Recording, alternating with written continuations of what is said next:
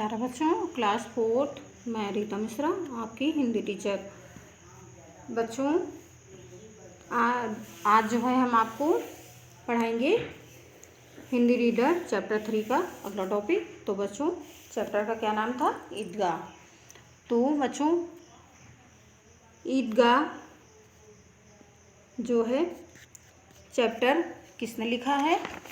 मुंशी प्रेमचंद जी ने लिखा है। हाँ, तो चलिए आगे का टॉपिक देखिए क्या है। गांव के बच्चों के साथ हामिद मेला जा रहा था। शहर का दामन आ गया। सड़क के दोनों ओर अमीरों के बगीचे हैं। बड़ी बड़ी इमारतें, अदालत, कॉलेज, क्लब, घर आदि दिखाई देने लगे। हलवाइयों की दुकानें मिठाइयों से सजी हुई थीं। अब बस्ती घनी होने लगी। ईदगाह जाने वालों की टोलियां नज़र आने लगीं। लाखों सिर एक साथ सजदे में झुक जाते हैं, फिर सबके सब एक साथ खड़े हो जाते हैं। नमाज खत्म हो गई। लोग आपस में गले मिल रहे हैं।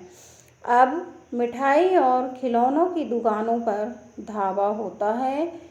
हामिद दूर खड़ा है। उसके पास केवल 3 पैसे हैं। मोहसिन भिश्ती खरीदता है। महमूद सिपाही, साहिल वकील और अरशद धोबिन।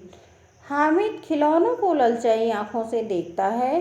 वो अपने आप को समझाता है, मिट्टी के तो हैं, गिरे तो चकनाचूर हो जाएं। फिर मिठाइयों की दुकानें आती हैं। किसी ने रेवड़ियाँ ली, किसी ने गुलाब जामुन, किसी ने सोहन हलवा। मोहसिन कहता है, हामिद रेवड़ी ले लो, कितनी खुशबूदार है। हामिद ने कहा, रखे रहो, क्या मेरे पास पैसे नहीं हैं।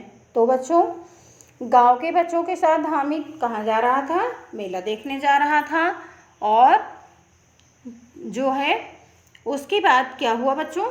शहर का दामन आ गया, यानी कि शहर आ गया और सड़क के दोनों ओर अमीरों के बगीचे हैं, यानी बाग हैं, और बड़ी बड़ी इमारतें, अदालत, कॉलेज, क्लब, घर आदि दिखाई देने लगे। और बच्चों हलवाइयों की, मिठाइयों की दुकानें सजी हुई थी और अब बस्ती घनी होने लगी थी।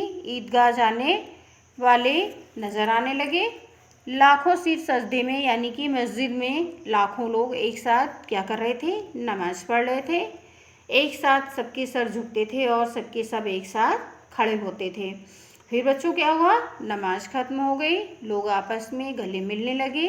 अब मिठाई और खिलौनों की दुकानों पर दावा होता है। हामिद दूर खड़ा है। उसके पास केवल 3 पैसे हैं। और क्या बच्चों?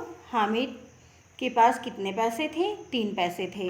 और उसके सारे दोस्त सब सामान खरीदने लग गए, खिलौने। मोहसिन ने भिश्ती खरीद ली, महमूद ने सिपाही खरीदा, साहिल ने वकील खरीदा और अरशद ने धोबिन।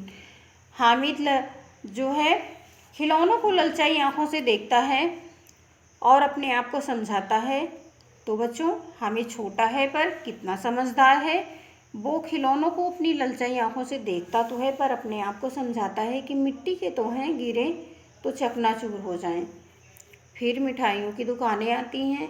किसी ने रेवड़ियाँ ली, किसी ने गुलाब जामुन, किसी ने सोहन हलवा। मोहसिन कहता है, हामिद रेवड़ी ले लो, कितनी खुशबूदार है।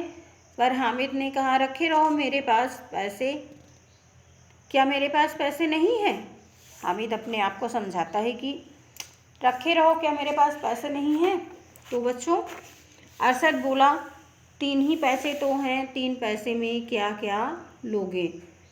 तो बच्चों क्या है कि यहाँ पर एक छोटा सा मासूम सा बच्चा है, गरीब बच्चा है। उसके बारे में हमें इस कहानी में मुंशी प्रेमचंद जी ने बड़े ही सुंदर ढंग से समझाया है। तो बच्चों इसमें बताया गया है कि हमें कभी किसी की चीज़ों को देख करके लालच नहीं करनी चाहिए, हमें समझदारी से काम लेना चाहिए। तो बच्चों क्या है, मिठाइयों के बाद लोहे की चीज़ों की दुकानें आती हैं, कई चिमटे रखे हुए थे। हामिद को याद आता है कि दादी के पास चिमटा नहीं है। तवे से रोटियां उतारती हैं तो हाथ जल जाता है। तो बच्चों, मिठाई के बाद, मिठाइयों की दुकानों के बाद क्या है, लोहे की दुकानें आती हैं और कई चिमटे रखे हुए हैं। तो हामिद को याद आता है कि हमारी दादी जब रोटी बनाती हैं तो उनका हाथ जल जाता है, यानी कि दादी के पास चिमटा नहीं है। तो बच्चों, हम बाकी का आपको कल बताएंगे। Bye, good day.